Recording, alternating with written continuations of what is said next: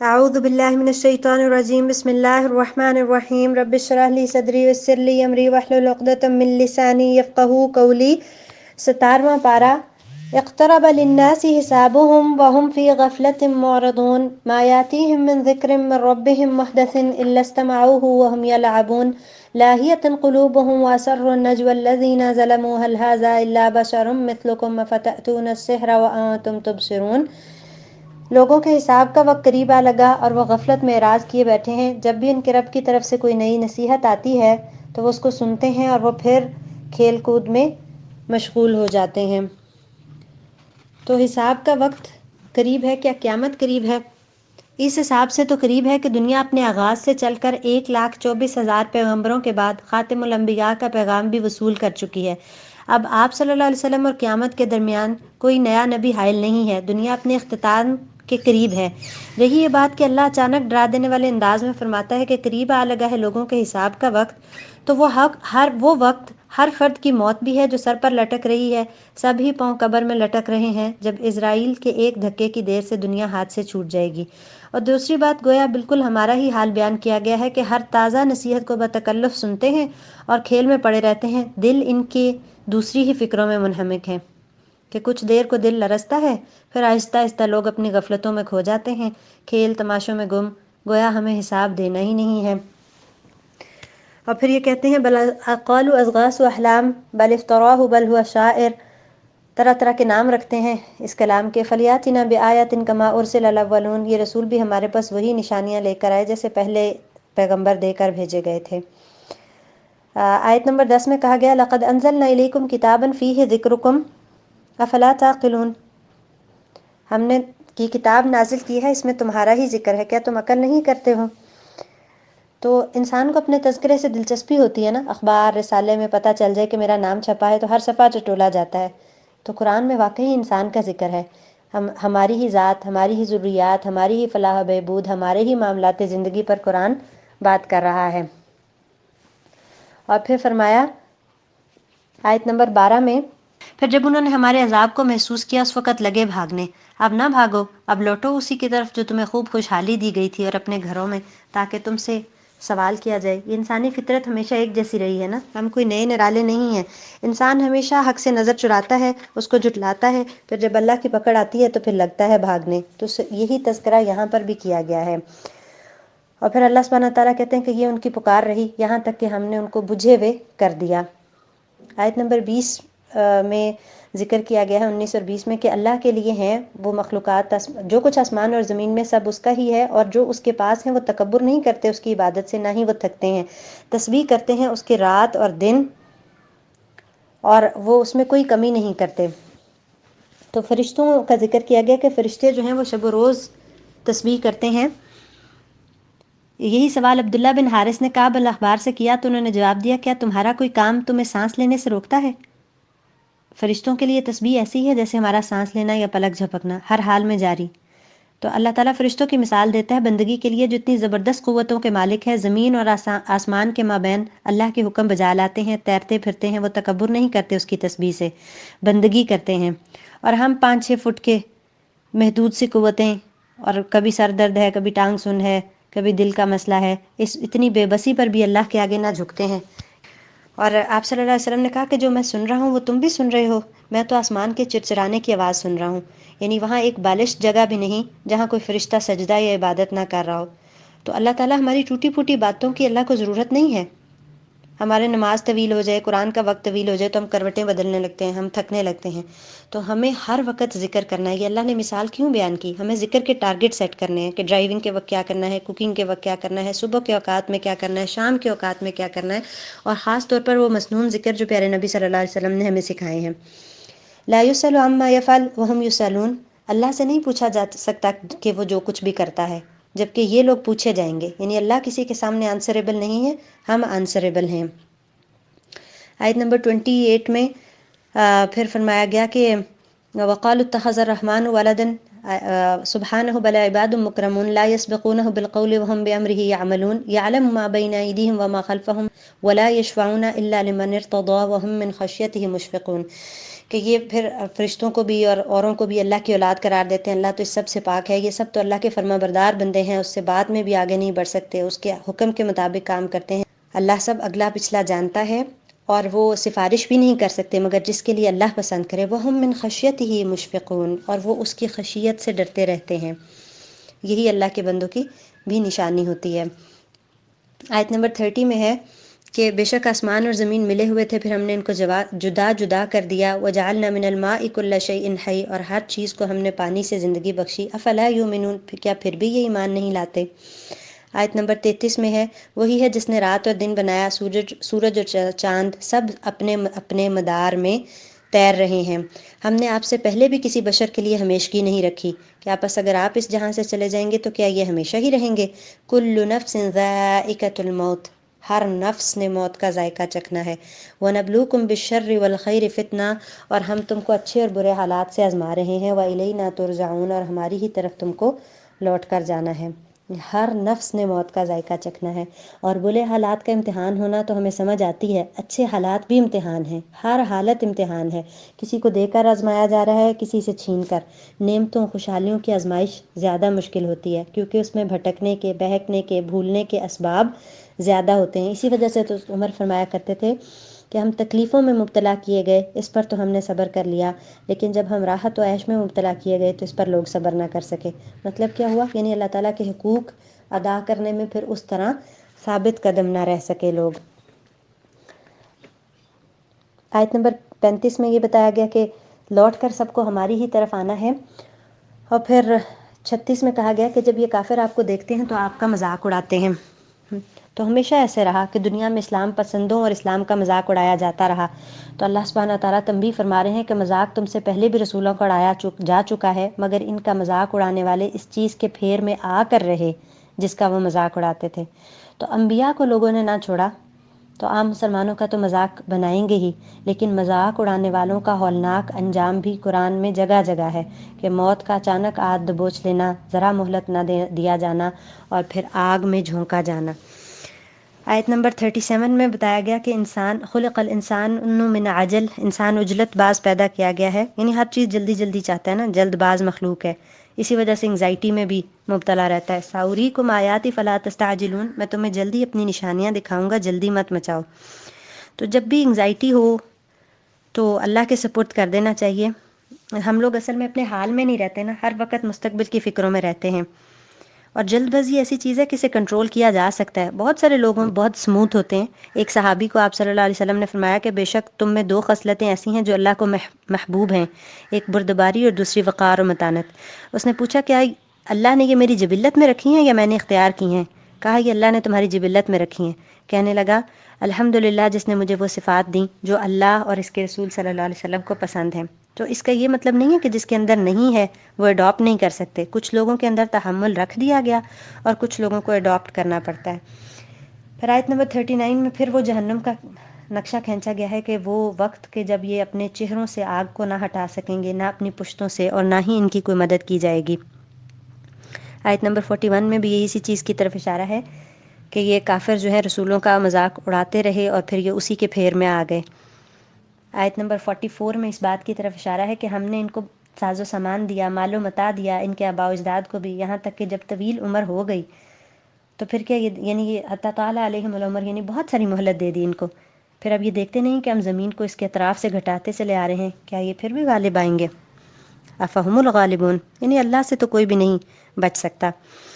آیت نمبر 46 میں ہے کہ وَلَئِن مَسَّتْهُمْ نَفْحَةٌ مِّنْ عَذَابِ رَبِّكَ، اگر ان کو تیرے رب کی عذاب کا ایک جھونکا بھی آ پہنچے تو کہیں گے یا ویلنا انا کننا ظالمین، یا لیقولن یا ویلنا انا کننا ظالمین، تو کہیں گے ہائے افسوس ہم ہی ظالم تھے. اور ہم رکھ دیں گے اس دن وزن انصاف کے، قیامت کے دن. فلا تظلم نفس شیئا، کسی نفس پر ظلم نہیں کیا جائے گا. اگر ایک ذرے برابر، رائی کے دانے کے برابر بھی کوئی نیکی ہوگی یا کوئی وزن ہوگا، وَإِنْ كَانَ مِثْقَالَ حَبَّةٍ مِّنْ خَرْدَلٍ أَتَيْنَا بِهَا، ہم اس کو لے آئیں گے. وَكَفَى بِنَا حَاسِبِينَ، اور ہم حساب لینے کے لیے کافی ہیں. اور 5 چیزوں کے بارے میں کہا گیا کہ یہ اجر کے لحاظ یعنی کیا خوب ہیں. کس لحاظ سے خوب ہے؟ یعنی اجر کے لحاظ سے، لا الہ الا اللہ، اللہ اکبر، سبحان اللہ اور الحمدللہ کہنا، اور وہ جو نیک اولاد فوت ہو جائے اور انسان اس پر صبر کرے، ہر چیز کا وزن ہوگا نا۔ اگر کسی نے اجر کے لیے گھوڑا وقف کیا تو اس کی خوراک بھی تولی جائے گی جو اس نے اس کو دی، حتیٰ کہ کہا جاتا ہے کہ وہ خود بھی اس میں تولا جائے گا۔ سوچیں اگر کسی نے گھوڑا اللہ کے راستے میں تیار کیا یا وقف کیا تو اس کا بھی اتنا زیادہ، اس کا بھی وزن ہوگا، تو اگر کسی نے اولاد اللہ کے راستے میں تیار کی، اور اسی طرح روایات میں آتا ہے کہ کافر جو دنیا میں موٹا تازہ ہوگا، میزان میں مچھر کے پر کے برابر بھی وزن نہیں ہوگا، اور عبداللہ بن مسعود جو پتلی پتلی پنڈلیوں والے کمزور سے تھے، میزان میں احد سے زیادہ وزنی ہوں گے۔ اس سے پتہ چلتا ہے کہ انسانوں کا بھی وزن ہوگا۔ اسی طرح شہادتین کے وزن کا بھی ذکر آتا ہے، گواہی جو دیتے ہیں، اشہد ان لا الہ الا اللہ و اشہد ان محمد رسول اللہ۔ پھر اللہ کے بندوں کی نشانی، الذین یخشون ربهم بالغیب وهم من الساعۃ مشفقون، آیت نمبر 49، وہ جو اپنے رب سے ڈرتے ہیں بن دیکھے اور وہ قیامت سے بھی ڈرتے رہتے ہیں، یعنی اس دن کے آنے سے بھی اور اس کی تیاری کے لیے وہ تیار رہتے ہیں اور کانپتے رہتے ہیں، ڈرتے رہتے ہیں۔ وَهَذَا ذِكْرٌ مبارک، اور یہ بڑا برکت والا ذکر ہے، انزلناہ، ہم نے اس کو نازل کیا ہے، افانتم لہ منکرون، کیا تم اب اس کے منکر ہوگے؟ قرآن بڑا برکت ہے، اس کا علم بھی بڑا بابرکت ہے، اس کی مجالس بھی بڑی بابرکت ہیں۔ وَلَقَدْ آتَيْنَا إِبْرَاهِيمَ رُشْدَهُ مِن قَبْلُ وَكُنَّا بِهِ عَالِمِينَ، ہم نے ابراہیم علیہ السلام کو ان کی رشد و ہدایت اس سے پہلے دی، اور ہم اس کے جاننے والے تھے۔ بتوں کے ساتھ جو ابراہیم علیہ السلام نے کیا اپنی قوم کو سمجھانے کے لیے، اس کا ذکر ہے، دلائل سے ان کو سمجھایا کہ تم ان سے پوچھ کے دیکھو اگر یہ بولتے ہیں۔ پھر وہ اپنے نفسوں میں شرمندہ بھی ہوئے اور خود کو کہنے لگے انکم انتم الظالمون، بے شک تم ہی ظالم ہو، یعنی ان کو بات سمجھ آنے لگی لیکن پھر الٹے سر ہو گئے، پھر گئے وہ۔ پھر انہوں نے ابراہیم علیہ السلام کے لیے تدبیر کی اور ان کو آگ میں پھینکنے کی پوری تیاری کر لی۔ اللہ اپنے بندوں کی کیسے مدد کرتا ہے، آیت نمبر 69 میں ہے، قُلْنَا يَا نَارُ كُونِي بَرْدًا وَسَلَامًا عَلَىٰ إِبْرَاهِيمَ، ہم نے کہا ہے آگ ٹھنڈی اور سلامتی والی ہو جائے ابراہیم پر۔ آگ بھی تو اللہ کی مخلوق ہے، مطیع فرمان ہے، جلاتی بھی اللہ کے حکم سے اور ٹھنڈی بھی اسی کے حکم سے ہو گئی۔ تو یہ سیدنا ابراہیم کے ایمان کی حرارت اتنی تھی کہ آگ اس کے سامنے ٹھنڈی پڑ گئی اللہ کے حکم سے۔ وَأَرَادُوا بِهِ كَيْدًا، انہوں نے ان کے ساتھ تدبیر کی تھی، فَجَعَلْنَاهُمُ الْأَخْسَرِينَ، تو ہم نے انہی کو خسارہ پانے والا بنا دیا۔ آیت نمبر 70 میں اس کی طرف اشارہ کیا گیا ہے، وَأَرَادُوا بِهِ كَيْدًا فَجَعَلْنَاهُمُ الْأَخْسَرِينَ، اور ابراہیم علیہ السلام کو اللہ تعالیٰ نے ان کی قربانیوں کے عوض غیر معمولی انعامات سے نوازا، جیسا کہ ہم پہلے ذکر کر چکے ہیں کہ انہوں نے بیٹا مانگا تھا، اللہ نے 2 دیے، دونوں نبی، آگے پوتے پڑ پوتے بھی نبی، سیدنا اسماعیل کی نسل تک سے نوازا گیا۔ بے شمار انعامات میں سے یہ ہے کہ اولاد صالح ہو، یہ بے مثال انعام تھا جو ابراہیم علیہ السلام پر ہوا۔ اس کے بعد پھر قوم حضرت لوط علیہ السلام کا ذکر ہے، حضرت نوح علیہ السلام کا ذکر ہے، یہ سورۃ الانبیاء ہے نا، تو اس میں مختلف انبیاء کا ذکر ہے۔ پھر سلیمان علیہ السلام کا اور داؤد علیہ السلام کا، وَدَاوُودَ وَسُلَيْمَانَ إِذْ يَحْكُمَانِ فِي الْحَرْثِ إِذْ نَفَشَتْ فِيهِ غَنَمُ الْقَوْمِ وَكُنَّا لِحُكْمِهِمْ شَاهِدِينَ، کوئی واقعہ ہوا ان کے دور میں کہ ان کے سامنے ایک مقدمہ پیش کیا گیا کہ ایک بندے کے کھیت میں دوسرے بندے کی بکریاں چر گئیں، اور یہ جب ان کے سامنے مقدمہ پیش ہوا تو جو داؤد علیہ السلام نے فیصلہ کیا اس سے بہتر فیصلہ اللہ سبحانہ تعالیٰ نے سلیمان علیہ السلام کو سمجھا دیا، اور وہ جب انہوں نے بیان کیا اور اس کو قبول کر لیا گیا، تو اس سے ہمیں یہ بھی سمجھ آتی ہے کہ ہم سے چھوٹے اگر کوئی بہتر بات کریں تو اس کو بھی غور سے سن لینا چاہیے، تکبر کو آڑے نہیں آنے دینا چاہیے، اور جب کوئی مجتہد اجتہاد سے فیصلہ کرے تو وہ صحیح ہو تو اس کو دگنا ثواب ملتا ہے، اور اگر اجتہاد کرے یعنی پوری نیک نیتی سے اور وہ غلط بھی ہو جائے تو بھی اس کو ایک اجر ملتا ہے۔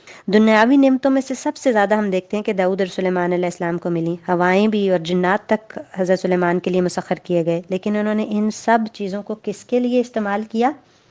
اللہ تعالیٰ کی اطاعت میں اور شکر گزاری میں۔ حضرت داؤد علیہ السلام کے بارے میں قرآن ہمیں یہ بھی بتاتا ہے کہ وہ غیر معمولی حسن صوت سے بھی اللہ نے ان کو نوازا تھا، اتنی خوبصورت آواز تھی کہ آپ کے ساتھ پہاڑ اور پرندے بھی تسبیح دہراتے تھے۔ حسن صوت بھی اللہ تعالیٰ کی عطا کردہ نعمت ہے، جس کا صحیح استعمال کیا ہے کہ اس کو اللہ کی تسبیح میں، حمد و ثنا میں اور تلاوت میں استعمال کیا جائے، باعث سے بلندی درجات پھر ہوگا، اور غلط استعمال کیا ہے؟ شیطانی گانا بجانا اور موسیقی وغیرہ میں۔ ہر نعمت کی شکر گزاری دراصل اس کا صحیح استعمال ہی ہے۔ اور پھر سلیمان علیہ السلام کے لیے جیسا کہ بتایا کہ اللہ تعالیٰ نے ان کو غیر معمولی بادشاہت سے نوازا تھا، یہ اللہ کی عطا اور بخشش تھی۔ والد کے لیے لوہے جیسی سخت چیز کو مسخر کر دیا، وہ زرہ بناتے تھے، اور بیٹے کے لیے ہوا جیسی لطیف شے کو مسخر کر دیا۔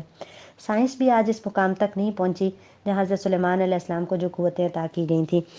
اس کے بعد حضرت ایوب علیہ السلام کا ذکر شروع ہوتا ہے، اور ایوب علیہ السلام جو تھے یہ بھی جلیل القدر پیغمبر تھے۔ وَأَيُّوبَ إِذْ نَادَى رَبَّهُ أَنِّي مَسَّنِيَ الضُّرُّ وَأَنْتَ أَرْحَمُ الرَّاحِمِينَ، جب انہوں نے اپنے رب کو پکارا کہ اللہ میں تکلیف میں مبتلا ہوں اور تو ہی سب سے زیادہ رحم کرنے والا ہے۔ یہ ہر بیمار کو پڑھنی چاہیے۔ اور 18 سال کہا جاتا ہے کہ یہ بیماری ان کو رہی۔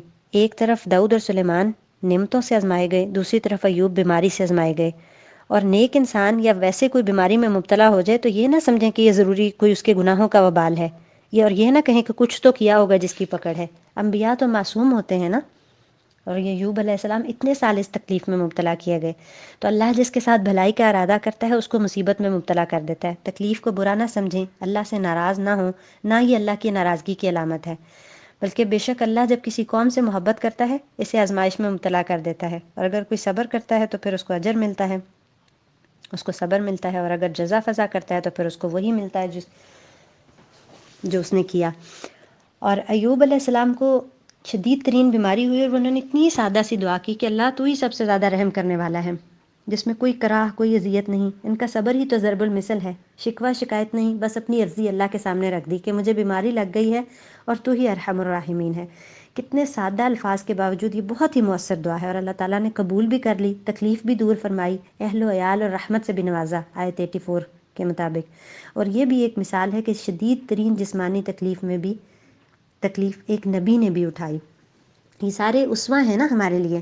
اس کے بعد آیت نمبر 87 سے حضرت یونس کا پھر آگے ذکر شروع ہوتا ہے کہ وَظَنُّونَ إِذْ ذَهَبَ مُغَاضِبًا فَظَنَّ أَن لَّن نَّقْدِرَ عَلَيْهِ فَنَادَىٰ فِي الظُّلُمَاتِ أَن لَّا إِلَٰهَ إِلَّا أَنتَ سُبْحَانَكَ إِنِّي كُنتُ مِنَ الظَّالِمِينَ۔ یہ بہت ہی خوبصورت دعا ہے، اور حدیث میں آتا ہے کہ جب بھی مسلمان ان الفاظ کے ساتھ دعا کرے گا تو وہ ضرور قبول ہوگی۔ اسی لیے کہا کہ ہم نے اس کی دعا قبول کر لی، اس کو غم سے نجات دی، اور اسی طرح ہم مومنوں کو نجات دیتے ہیں۔ معلوم ہوا کہ اس دعا سے ہم بھی غموں سے نکل سکتے ہیں اس دعا کے ذریعے۔ تو حضرت یونس علیہ السلام باضابطہ اللہ تعالیٰ کا حکم نازل ہونے سے پہلے اپنی قوم کی نافرمانیوں پر ناراض ہو کر انہیں چھوڑ کر نکل گئے تھے۔ اس پر سمندر میں اللہ کے اذن سے مچھلی نے انہیں نگل لیا، اس لیے وہ ذنون یا صاحب الحوت کہلائے۔ آیت کریمہ اس کو کہا جاتا ہے لا الہ الا انت سبحانک انی کنت من الظالمین، اور اس کو ہمارے ہاں مختلف طرح سے پڑھا جاتا ہے۔ بلا شبہ یہ کلمات بہت زبردست ہیں، کلمات استغفار ہیں، بہت مؤثر دعا ہے، لیکن ہمارے ہاں اس کی جو شکلیں اختیار کر گئی ہیں اور جو تصورات ہم نے اس سے باندھے ہیں وہ کچھ ٹھیک نہیں ہیں۔ یعنی تعداد متعین کر کے یوں کہ اعصاب پر بس گنتی اور بیزاری طاری ہو، یعنی لاکھوں کی تعداد میں اس کو پڑھنا، اور پھر خود گھر والیاں پڑھنے سے بے نیاز ہوتی ہیں، پورے محلے کو جمع کر کے ان سے پڑھایا جاتا ہے، حالانکہ ہم جن مشکلات سے نجات پانے کے لیے آیت کریمہ پڑھ رہے ہوتے ہیں، پڑھوا رہے ہوتے ہیں، تو وہ تو ہماری اللہ کے ہاں پکڑ یا ہماری کوتاہیوں یا خطاؤں کا نتیجہ ہوتی ہے نا۔ تو اپنی خطاؤں کا اللہ کے حضور گڑ گڑا کر خود اقرار ہم کو ہی کرنا ہے، معافی خود مانگنی ہے۔ اور دعائیں جو ہوتی ہیں نا یہ پڑھنے کی چیزیں نہیں ہوتی ہیں، یہ جنتر منتر نہیں ہوتا ہے، یہ تنہائی میں سمجھ کر عاجزی سے گڑ گڑا کر رو رو کر اللہ سے مانگنے کی چیز ہوتی ہے۔ اس میں تعداد سے زیادہ آپ کی کیفیت جو ہے وہ میٹر کرتی ہے۔ ہم دعا مانگتے نہیں ہیں، ہم دعائیں پڑھتے ہیں، پڑھواتے ہیں، اور پھر دعاؤں کی قبولیت کا جو یقین ہے نا یہ بھی ہمیں انبیاء سے ہی ملتا ہے۔ اللہ تعالیٰ کا یہ جو فرمانا ہے کہ تب ہم نے اس کی دعا قبول کر لی اور غم سے اس کو نجات دی، اور اسی طرح ہم مومنوں کو بچا لیتے ہیں۔ پھر اس کے بعد جو ہے وہ آیت نمبر 88 سے آگے زکریا علیہ السلام کا ذکر ہے۔ وَزَكَرِيَّا إِذْ نَادَىٰ رَبَّهُ رَبِّ لَا تَذَرْنِي فَرْدًا وَأَنْتَ خَيْرُ الْوَارِثِينَ۔ زکریا نے جب اپنے رب کو پکارا کہ اللہ مجھے اکیلا نہ چھوڑنا اور تو ہی سب سے بہتر وارث دینے والا ہے، فَاسْتَجَبْنَا لَهُ، ہم نے بھی اس کی بھی دعا قبول کر لی اور اس کو یحییٰ عطا کیا اور اس کی زوجہ کی اصلاح کر دی۔ حضرت یونس کے بعد زکریا کی دعا، یہ دعاؤں کا خزانہ اللہ کی عطا عظیم ہے۔ اولاد کے لیے جو دعا مانگنا چاہے اس سے بہتر کیا الفاظ ہو سکتے ہیں، لیکن دعا کے ساتھ استغفار، گہرا پختہ یقین کہ اے رب تو جو زکریا کو بڑھاپے میں بانجھ بیوی سے اولاد عطا کر سکتا ہے مجھے بھی تنہا نہیں چھوڑے گا۔ اور پھر ان دونوں نبیوں کی دعاؤں کی قبولیت کا بھی ذکر ہوا کہ یونس مچھلی کے پیٹ سے زندہ نکل آئے اور زکریا کو معجزے کے طور پر اولاد دے دی گئی، ساتھ ہی راز بھی بتا دیا گیا، انہم کانوا یسارعون فی الخیرات ویدعوننا رغبا ورہبا وکانوا لنا خاشعین، یہ لوگ نیکی کے کاموں میں دوڑ دھوپ کرتے تھے، بھاگ بھاگ کر نیکیاں کرنے والے تھے، اللہ کو رغبت اور خوف سے پکارا کرتے تھے، وکانوا لنا خاشعین، ہمارے آگے جھکے رہنے والے، خشوع کرنے والے تھے۔ یہی دراصل دعاؤں کی قبولیت کا راز ہے، جو اللہ کے کام اور اس کی رضا کی طلب میں لگ کھپ جائے، اللہ اس کے کام خود بخود سنوار دے گا۔ پھر حضرت مریم کا ذکر ہے، واللتی احصنت فرجہا، وہ جنہوں نے اپنی عصمت کی حفاظت کی، فنفخنا فیہا من روحنا، ہم نے اپنی طرف سے روح اس میں پھونکی، وجعلناہا وابنہا آیۃ للعالمین، اور ہم نے اس کو اور اس کے بیٹوں کو جہانوں کے لیے نشانی بنا دیا۔ آیت نمبر 94 میں ہے، فَمَن يَعْمَلْ مِنَ الصَّالِحَاتِ وَهُوَ مُؤْمِنٌ، جو عمل کرے گا صالح اور وہ مومن ہوگا، فَلَا كُفْرَانَ لِسَعْيِهِ، اس کی کوشش کی نہ قدری نہیں کی جائے گی، اللہ تو شکور ہے نا، کوششوں کی قدر کرتا ہے، وَإِنَّا لَهُ كَاتِبُونَ، اور ہم اس کو لکھ بھی رہے ہیں۔ آیت نمبر 97، وَاقْتَرَبَ الْوَعْدُ الْحَقُّ، وہ سچا وعدہ قریب آ لگا ہے، اور اس وقت چڑھی رہ جائیں گی نگاہیں ان لوگوں کی جنہوں نے کفر کیا، یا ویلنا قد کننا فی غفلۃ من ھذا، کہیں گے ہائے افسوس ہم اس سب سے غفلت میں تھے، بل کننا ظالمین، بلکہ ہم ہی ظالم تھے۔ اور اس کے ساتھ ہی ذکر کیا گیا یاجوج ماجوج کا، یہاں تک کہ یاجوج ماجوج جب کھول دیے جائیں گے اور وہ ہر اترائی سے دوڑتے ہوئے محسوس ہوں گے، غالباً تعداد ان کی اتنی زیادہ ہوگی۔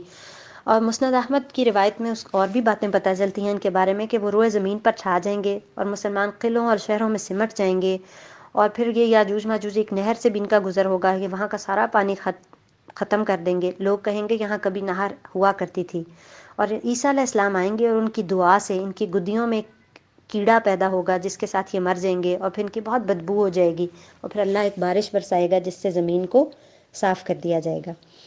آیت نمبر 97 سے 100 تک آگے جہنم کا اور آخرت کے کچھ مناظر دکھائے گئے ہیں، آخرت کے دن کا ہولناک نقشہ کھینچا گیا ہے۔ اصل میں جب یہ نقشے ہماری نگاہوں میں سما جائیں تو ہمارے گناہوں کا دم گھٹ جائے گا، کیونکہ وہ کہیں گے نا قد کننا فی غفلۃ من ھذا، ہم اس سب سے غفلت میں پڑے ہوئے تھے، بل کننا ظالمین، بلکہ ہم ظالم ہی تھے۔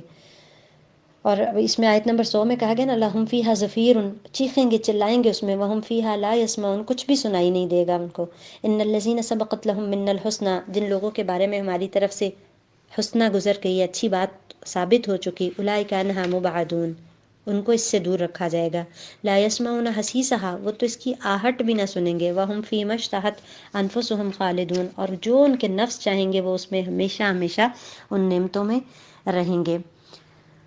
آیت نمبر 106، ان فی ھذا لبلاغا لقوم عابدین، بے شک اس سب میں پہنچا دینا ہے، یعنی یہ تو ایک پیغام ہے اس قوم کے لیے جو عبادت کرنے والی ہے، وما ارسلناک الا رحمۃ للعالمین، ہم نے آپ صلی اللہ علیہ وسلم کو جہانوں کے لیے رحمت بنا کر بھیجا ہے، پیارے نبی صلی اللہ علیہ وسلم ہر طبقے کے لیے رحمت بن کر آئے۔ اللہم صلی علی محمد وعلی آل محمد۔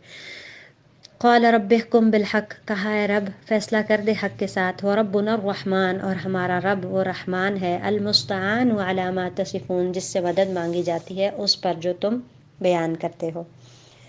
سورۃ الحج مدنیہ، بسم اللہ الرحمن الرحیم، یا ایھا الناس اتقوا ربکم ان زلزلۃ الساعۃ شیء عظیم، اے لوگو ڈرو اپنے رب سے، بے شک وہ قیامت کا زلزلہ بہت بڑی چیز ہے، جس دن تم دیکھو گے کہ ہر دودھ پلانے والی اپنی بچے سے غافل ہو جائے گی، اور ہر حمل والی حمل گرا دے گی، اور تم دیکھو گے کہ لوگ مدہوش ہیں حالانکہ وہ نشے کی حالت میں نہ ہوں گے، یہ اللہ کا عذاب ہی بہت شدید ہوگا۔ اور پھر فرمایا کہ وَمِنَ النَّاسِ مَن يُجَادِلُ فِي اللَّهِ بِغَيْرِ عِلْمٍ، لوگوں میں سے کچھ ایسے ہیں جو اللہ کے بارے میں جھگڑتے ہیں بغیر علم کے، اور پیچھے لگ جاتے ہیں ہر سرکش شیطان کے، علم کے بغیر بحث کرنا یہ بڑی جہالت کی بات ہے۔ لوگ یہ ساری جہالت اسلامی کے لیے اٹھا رکھتے ہیں، دنیا کے کسی معاملے میں علم کے بغیر زبان نہیں کھولتے، ڈاکٹر کے سامنے ادب سے بیٹھے رہتے ہیں، جو وہ کہتا ہے اس کو مان لیتے ہیں کہ ڈاکٹر علم والا ہے اور ہمیں اس کے معاملے میں کچھ نہیں پتہ، انجینئر کے سامنے اس کے علم پر بھروسہ کرتے ہیں، لیکن قرآن حدیث اسلام کے لیے کسی علم کی ضرورت محسوس نہیں کرتے۔ ہر بندہ اس بحث میں کود پڑتا ہے، اور بحث میں دلیل یہ ہوتی ہے کہ ہم اپنے باپ دادا کے وقتوں سے یہی دیکھتے آئے ہیں، تو اللہ تعالیٰ جہالت کے ان رویوں پر ناراض ہو رہے ہیں، اسے شیطان سرکش کی پیروی کا نام دے رہے ہیں اور عذاب جہنم کی وعید سناتے ہیں، شدید ڈانٹ پڑ رہی ہے۔ اور ہمارے یہاں ٹیلی ویژن مذاکروں میں، علم و ہدایت کے بغیر، سیمیناروں میں، ورک شاپوں میں ہر وقت اسلام کے حوالے سے جاہل لوگ بحث مباحثے کا بازار گرم رکھتے ہیں اور اسلامی تہذیب پر زبردست حملے کرتے ہیں۔ تو اسی لیے اللہ سبحانہ وتعالیٰ نے آگے بھی اس کی سختی سے اس کے اوپر ڈانٹا ہے۔ پھر ایک آیت اس کے بعد اسی ضمن میں آتی ہے۔ پھر آیت نمبر 5 سے کہا کہ اے لوگوں، اگر تم شک میں ہو بات سے تو پھر تخلیق کے مختلف مراحل جو ہیں وہ اس میں گنوائے گئے ہیں، اور یہ بالکل سائنس نے جو اب ثابت کیا ان کے مطابق ہیں۔ تو یہ بھی اس بات کا یعنی یہ وحی الہی کا ثبوت ہے کہ قرآن اللہ کی طرف سے وحی کردہ کلام ہے، ورنہ اس زمانے میں یہ کون جان سکتا تھا جو چیزیں آج مشینوں سے جانی گئی ہیں۔ اور بہرحال اللہ ہی کی طرف سے ہیں یہ سارے علوم، اور اللہ ہی کی قدرت کے یہ سارے مظاہر ہیں۔ پھر فرمایا کہ وَمِنَ النَّاسِ، آیت نمبر 8 میں پھر کہا کہ لوگوں میں سے ایسے ہیں کہ جو اللہ کے بارے میں جھگڑتے ہیں بغیر علم، بغیر علم کے، ولا ہدن، اور بغیر ہدایت کے، ولا کتاب منیر، اور بغیر روشن کتاب کے۔ آیت نمبر 11 میں فرمایا وَمِنَ النَّاسِ مَن يَعْبُدُ اللَّهَ عَلَى حَرْفٍ، لوگوں میں سے کوئی ایسا ہے جو کنارے پر رہ کر اللہ کی عبادت کرتا ہے، اگر اس کو خیر پہنچ جائے تو مطمئن ہو جاتا ہے، اگر اس پر کوئی آزمائش آ جائے تو وہ اپنے چہرے کے بر پھر جاتا ہے، دنیا کا بھی نقصان کرتا ہے اور آخرت کا بھی۔ یہ واضح خسارہ ہے۔ یہ منافق کی زندگی کی ایک جھلک دکھائی گئی ہے، جو مفادات کا بندہ ہے، کنارے پر رہ کر بندگی کرتا ہے۔ مدینہ میں منافقین کا رویہ یہ تھا کہ اسلام لانے کے بعد مال اولاد میں ترقی ہو گئی تو دین کو اچھا کہنے لگے، نہ ہوئی، کوئی مصیبت کا وقت آ گیا، آزمائے گئے تو دین کو برا کہنے لگے۔ تو یہ اسی کی طرف اشارہ ہے۔ پھر فرمایا آیت نمبر 18 میں، یہ سجدے کی آیت ہے، أَلَمْ تَرَ أَنَّ اللَّهَ يَسْجُدُ لَهُ مَن فِي السَّمَاوَاتِ وَمَن فِي الْأَرْضِ وَالشَّمْسُ وَالْقَمَرُ وَالنُّجُومُ وَالْجِبَالُ وَالشَّجَرُ وَالدَّوَابُ وَكَثِيرٌ مِّنَ النَّاسِ وَكَثِيرٌ حَقَّ عَلَيْهِ الْعَذَابُ وَمَن يُهِنِ اللَّهُ فَمَا لَهُ مِن مُّكْرِمٍ إِنَّ اللَّهَ يَفْعَلُ مَا يَشَاءُ۔ کہ اس میں اس کا مفہوم کچھ یوں ہے کہ کائنات کی ہر چیز، سورج، چاند، ستارے، ہر چیز اللہ کے آگے سجدہ ریز ہے، اور بہت سے لوگ جو ہیں وہ عذاب کے مستحق اس لیے ہو چکے ہیں کہ ظاہر ہے وہ اس حکم میں ان کے ساتھ شامل نہیں ہے۔ وَكَثِيرٌ حَقَّ عَلَيْهِ الْعَذَابُ، تو سجدہ جو ہے یہ شیطان نے نہیں کیا تھا اور وہ راندہ درگاہ ہو گیا، اور سجدے کی بہت فضیلت ہے۔ حدیث میں ہے کہ تم پر اللہ کے لیے سجدوں کی کثرت لازم ہے، ہر سجدے کے سبب ایک درجہ دیا جاتا ہے اور ایک گناہ مٹا دیا جاتا ہے۔ ایک روایت میں 2 مسلمانوں کا ذکر ہے کہ جو اکٹھے ہوئے، ایک فوراً شہید ہو گیا اور دوسرا کچھ سال بعد، تو حضرت اللہ نے خواب میں دیکھا کہ وہ جو بعد میں ہوا تھا وہ شہید سے بھی آگے نکل گیا۔ تو جب اس سے پوچھا گیا تو اس نے کہا کہ تم نے دیکھا نہیں کہ اس نے کتنی، اس کے بارے میں جب آپ صلی اللہ علیہ وسلم سے پوچھا گیا تو کہا کہ تم نے دیکھا نہیں کہ اس نے کتنی نمازیں بعد میں پڑھیں، کتنے روزے رکھے۔ تو یہ اعمال بھی تو گنے جاتے ہیں نا۔ تو اگر ہمیں طویل عمر ملتی ہے اور اس کو ہم نیکیوں کے ساتھ بھر کر گزارتے ہیں تو یہ بھی ایک سعادت ہے، لیکن اگر وہ گناہوں کی عمر بن جائے تو پھر یہ بہت بڑی بدبختی ہے، اور ہم ہر چیز کو بڑھاپے کے لیے ٹالتے رہتے ہیں، حالانکہ گیا وقت تو پھر واپس نہیں آتا۔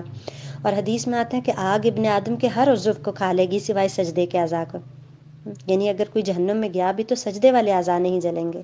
واللہ عالم بالصواب۔ آیت نمبر 19 کے بعد پھر آگے یہی نقشہ جہنم کا کھینچا گیا ہے کہ یہ 2 جھگڑنے والے جنہوں نے اپنے رب کے بارے میں جھگڑا، پس جو کافر تھے ان کے کپڑے آگ سے کاٹ دیے گئے ہیں، ان کے سروں پر کھولتا ہوا پانی ڈالا جائے گا، جو کچھ ان کے پیٹوں میں ہوگا وہ گل جائے گا، اور ان کی جلدیں بھی، اور وَلَهُمْ مَقَامِعُ مِنْ حَدِيدٍ، اور ان کے سر پر لوہے کے ہتھوڑے مارے جائیں گے۔ جب وہ اس میں سے نکلنا چاہیں گے اس غم کی وجہ سے تو ان کو اس میں لوٹا دیا جائے گا اور کہا جائے گا کہ چکھو جلنے والا عذاب، جبکہ اللہ داخل کرے گا ایمان لانے والوں کو اور عمل صالح کرنے والوں کو ایسی جنتوں میں جن کے نیچے نہریں بہہ رہی ہیں۔ وہ اس میں زیورات سے آراستہ کیے جائیں گے، سونے کے اور موتی کے، اور ان کا لباس ریشم کا ہوگا۔ تو مومن کا زیور کہا جاتا ہے حدیث میں کہ وہاں تک پہنچے گا جہاں تک وضو کا اثر پہنچے گا، تو جسے زیورات کا شوق ہے اسے وضو اچھا کرنا چاہیے۔ آیت نمبر 26 میں پھر آگے وَإِذْ بَوَّأْنَا لِإِبْرَاهِيمَ مَكَانَ الْبَيْتِ، ہم نے ابراہیم علیہ السلام کو بیت اللہ کی جگہ عطا کی کہ میرے ساتھ شرک نہیں کرنا، اللہ تشرک بی شیئا وطہر بیتی للطائفین والقائمین والرکع السجود، اور میرے گھر کو طواف کرنے والے، قیام کرنے والے اور رکوع سجود کرنے والوں کے لیے پاک کرنا ہے۔ وَأَذِّن فِي النَّاسِ بِالْحَجِّ يَأْتُوكَ رِجَالًا وَعَلَىٰ كُلِّ ضَامِرٍ يَأْتِينَ مِنْ كُلِّ فَجٍّ عَمِيقٍ۔ تو ابراہیم علیہ السلام کو حج کی منادی کا حکم دیا گیا، اور اس سے پہلے اللہ تعالیٰ کے گھر کی صفائی کا حکم دیا گیا. اس کو شرک سے بھی پاک کرنا اور ویسے بھی اللہ کے گھر کی صفائی یہ بڑی ضروری چیز ہے اور یہ بڑا ثواب کا کام ہے. اسی سے لوگوں کا عبادت میں دل لگتا ہے نا.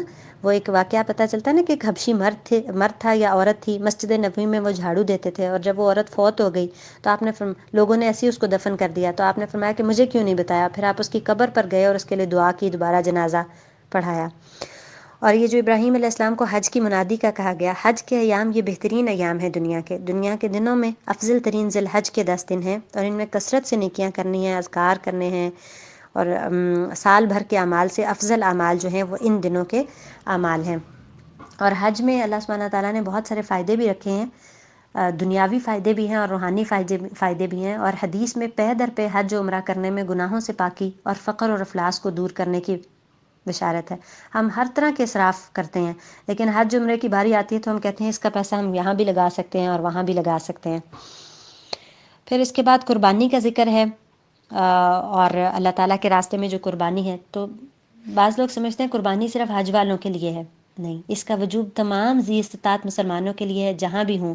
یہ سنت ابراہیمی ہے اور تسخیر حیوانات پر اللہ تعالیٰ کا شکرانہ ہے کہ جو اللہ تعالیٰ نے ان حیوانات کو ہمارے لیے مسخر کیا ہے, تو اس پر اللہ تعالیٰ کا شکرانہ ہے.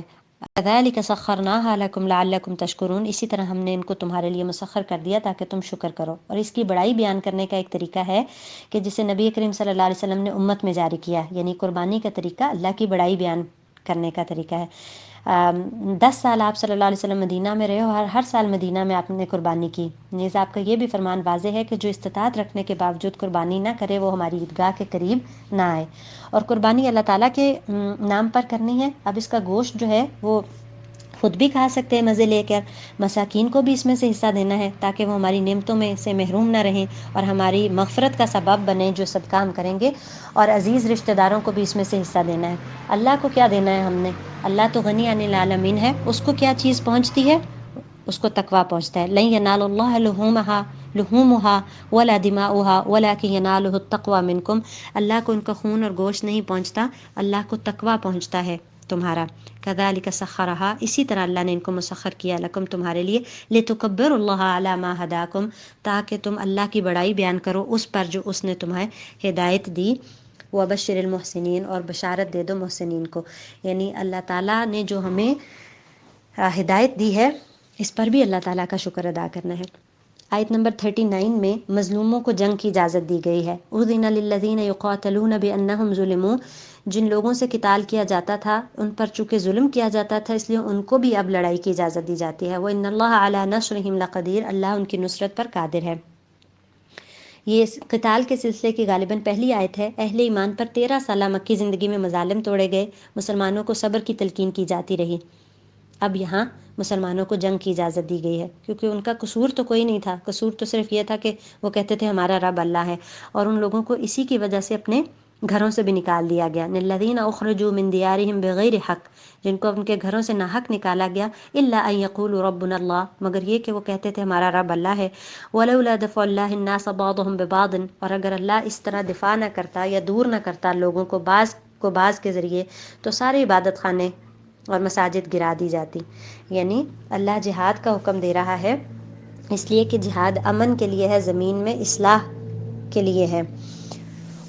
اور پھر اس کے بعد قوم نوح, عاد, سمود, قوم ابراہیم, قوم لوط, اصحاب مدین, قوم موسیٰ کا ذکر اس صورت میں ہے. فکأی من قریۃ اہلکناھا, کتنی ہی بستیاں جن کو ہم نے ہلاک کر دیا. اور یہ سب کس لیے ذکر سنایا گیا کہ کیا انہوں نے چل پھر کر نہیں دیکھا زمین میں, ان کے دل ہوتے جس کے ساتھ یہ عقل کرتے, ان کے ایسے کان ہوتے کہ جس کے ساتھ یہ سنتے. اس لیے کہ آنکھیں اندھی نہیں ہوتی, دل اندھے ہو جاتے ہیں وہ جو سینوں میں ہیں. آیت نمبر 51 میں ہے والذین سعوا فی آیاتنا معاجزین اولئک اصحاب الجحیم, جو ہماری آیتوں کو نیچا دکھانے کی کوشش کرتے ہیں وہ جہنم والے ہیں. آیت نمبر 55 ہے ولا یزال الذین کفروا فی مریۃ منہ حتی تأتیہم الساعۃ بغتۃ او یأتیہم عذاب یوم عقیم, یہ کافر اس کی طرف سے شک میں پڑے ہی رہیں گے یہاں تک کہ ان کے اوپر وہ گھڑی آ جائے اچانک, یا ان کے اوپر وہ بانجھ دن کا عذاب آ جائے. آیت نمبر 60 ذالک ومن عاقب بمثل ما عوقب به ثم بغی علیہ لینصرنہ اللہ ان اللہ لعفو غفور. اس میں مظلوم کو بدلہ لینے کی اجازت دی گئی ہے, لیکن اتنا ہی جتنا اس کے ساتھ ظلم ہوا ہے. اگر وہ اس سے زیادہ کرے گا تو پھر وہ زیادتی کرنے والا خود ظالم بن جائے گا. اور مظلوم کی اللہ تعالیٰ نصرت کرتا ہے. مظلوم کی بد دعا سے بچنے کا کہا گیا ہے کیونکہ وہ بادلوں پر اٹھائی جاتی ہے، اور اللہ نے اپنی عزت و جلال کی قسم کھا کے کہا کہ میں ضرور مدد کروں گا، خواہ تھوڑی دیر بعد ہی ہو. آیت نمبر 67 میں ہے لِكُلِّ أُمَّةٍ جَعَلْنَا مَنْسَكًا هُمْ نَاسِكُوهُ، ہر امت کے لیے ہم نے مناسک مقرر کیے ہیں جس کے مطابق وہ عبادت کرتے ہیں. ہر امت کے لیے اللہ تعالیٰ نے عبادت کے طریقے مقرر کیے ہیں. فَلَا يُنَازِعُنَّكَ فِي الْأَمْرِ وَادْعُ إِلَىٰ رَبِّكَ إِنَّكَ لَعَلَىٰ هُدًى مُسْتَقِيمٍ. یہ اب آپ سے اس بارے میں جھگڑا نہ کریں. یعنی یہ کیوں جھگڑتے ہیں کہ آپ صلی اللہ علیہ وسلم کو اللہ نے یہ دین کیوں دیکھ کر بھیجا ہے؟ ہر امت کے لیے اللہ تعالیٰ نے مناسک مقرر کیے ہیں. آپ اپنے رب کی طرف دعوت دیتے رہیے. إِنَّكَ لَعَلَىٰ هُدًى مُسْتَقِيمٍ، بے شک آپ سیدھے راستے پر ہیں، ہدایت پر ہیں. تو جو کوئی ضد بازی کرے، کوئی جھگڑا کرے، تو اس کے جواب میں ہمیں کیا کہنا چاہیے کہ سب کچھ اللہ جانتا ہے. فَإِن جَادَلُوكَ، اگر یہ پھر بھی آپ سے جھگڑا کریں، فَقُلِ اللَّهُ أَعْلَمُ بِمَا تَعْمَلُونَ، تو تم ان سے کہہ دو کہ جو بھی تم کر رہے ہو وہ اللہ کے علم میں ہے. آیت نمبر 72 وَإِذَا تُتْلَىٰ عَلَيْهِمْ آيَاتُنَا، جب ان پر پڑھی جاتی ہیں ہماری آیات، بَيِّنَاتٍ واضح، تَعْرِفُ فِي وُجُوهِ الَّذِينَ كَفَرُوا الْمُنكَرَ، تو تم دیکھتے ہو کہ جو کافر ہیں ان کے چہروں پر ناگواری، انکار آ جاتا ہے. یکادون یستون بالذین یتلون علیہم آیاتنا، یہ یوں قریب ہوتے ہیں کہ یہ حملہ ہی کر دیں ان لوگوں پر جو ہماری آیات پڑھ کر سنا رہے ہیں. یعنی بعض لوگ اللہ کے کلام کو، اللہ کی بات کو بالکل برداشت ہی نہیں کر سکتے. کہہ دیجئے کیا میں تمہیں اس سے بھی بری بات کے بارے میں بتا دوں؟ النار، وہ آگ ہے جس کا وعدہ اللہ نے ان لوگوں سے کیا ہے جو کافر ہیں، اور وہ بہت ہی بری لوٹ کر جانے کی جگہ ہے. آیت نمبر 74 میں ہے یا ایھا الناس ضرب مثل فاستمعوا لہ، اے لوگو جو ایمان لائے ہو، بیان کی جاتی ہے تمہارے لیے ایک مثال، پس تم اس کو سنو. ان الذین تدعون من دون اللہ، کہ جن لوگوں کو تم پکارتے ہو اللہ کے سوا، لن یخلقوا ذبابا، وہ تو ایک مکھی بھی نہیں تخلیق کر سکتے. ولو اجتمعوا لہ، خواہ وہ اس کے لیے سب جمع ہو جائیں. وَإِن یسلبھم الذباب شیئا، اور اگر مکھی ان سے کوئی چیز چھین لے، لا یستنقذوہ منہ، یہ اسے چھڑا نہیں سکتے. ضعف الطالب والمطلوب، مانگنے والا بھی کمزور ہے اور جس سے مانگا جا رہا ہے وہ بھی کمزور ہے. وما قدر اللہ حق قدرہ، ان لوگوں نے اللہ کی قدر ہی نہیں کی جیسا کہ حق تھا اس کی قدر کرنے کا. ان اللہ لقوی عزیز، اللہ تو بہت قوت والا اور غالب ہے. یعنی ہم مشکل میں کس کے پاس جاتے ہیں؟ اس کے پاس نا جو ہم سے طاقتور ہو یا جس کو ہم طاقتور سمجھتے ہیں. تو جو مکھی نہیں بنا سکتا، مکھی اگر کوئی چیز اسے چھین کے لے جائے تو وہ اس کو چھڑا نہیں سکتا.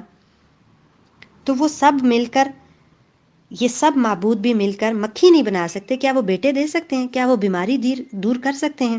اور وہ اللہ جو سب چیزوں کا مالک ہے، سب کچھ دینے کو بھی تیار ہے، پھر اس کو کیوں نہ پکارا جائے؟ حق تو یہ ہے وما قدر اللہ حق قدرہ، ان لوگوں نے اللہ کی قدر ہی نہیں کی جیسا کہ حق ہے اس کی قدر کرنے کا. اور اسی لیے پھر آگے کہا وجاہدوا فی اللہ حق جہادہ، اللہ کے راستے میں جہاد کرو جیسا کہ حق ہے اس جہاد کرنے کا. هو اجتباکم، اس نے تمہیں چن لیا ہے. وما جعل علیکم فی الدین من حرج، دین میں تم پر کوئی تنگیاں نہیں رکھیں. ملت ابیکم ابراہیم، یہ دین ہے تمہارے باپ ابراہیم کا. هو سماکم المسلمین من قبل وفی ھذا، انہیں تمہارا نام مسلم رکھا تھا اس سے پہلے بھی اور اس میں بھی، تاکہ رسول تم پر گواہ ہو اور تم لوگوں پر گواہ ہو. پس نماز قائم کرو اور زکوٰۃ دو اور اللہ کو مضبوطی سے پکڑ لو. واعتصموا باللہ ھو مولاکم، وہ تمہارا مولا ہے. فنعم المولا ونعم النصیر، کیا ہی اچھا مولا ہے اور کیا ہی اچھا مددگار ہے. تو ہمارا نام ازل سے مسلم رکھا گیا ہے، ہماری شناخت ازل سے مسلم ہے. ہمیں اپنے اور نام نہیں رکھنے چاہیے. یہود و نصارہ نے بھی خود سے اپنے نام رکھ لیے. حضرت آدم سے لے کے آج تک اللہ نے ہماری شناخت مسلم ہی رکھی ہے، اور ہمیں اسی کے ساتھ اپنی وابستگی رکھنی چاہیے. اور پھر اس کے بعد ہماری وابستگی کس سے ہونی چاہیے، دوستی کس سے ہونی چاہیے، مدد کس سے مانگنی چاہیے؟ واعتصموا باللہ، اللہ ہی سے. ہم کیا اور ہماری ہستی کیا، مالک کائنات کی عظمت ہے کہ وہ ہم سی حقیر فانی مخلوق کو وابستگی، محبت اور ولایت کا اذن دے رہا ہے. ہمارا مولا اور مددگار اور پشت پناہ اور نگران بننے کو تیار ہے. ہم اگر پس و پیش کریں، ہم منہ موڑ لیں، تو یہ ہماری ہی بدبختی ہے. وہ کیا ہے؟ ہوا مولاکم، وہ تمہارا مولا ہے. فنعم المولا ونعم النصیر. سبحانک اللہم وبحمدک، نشہد ان لا الہ الا انت، نستغفرک ونتوب الیک. السلام علیکم ورحمۃ اللہ وبرکاتہ.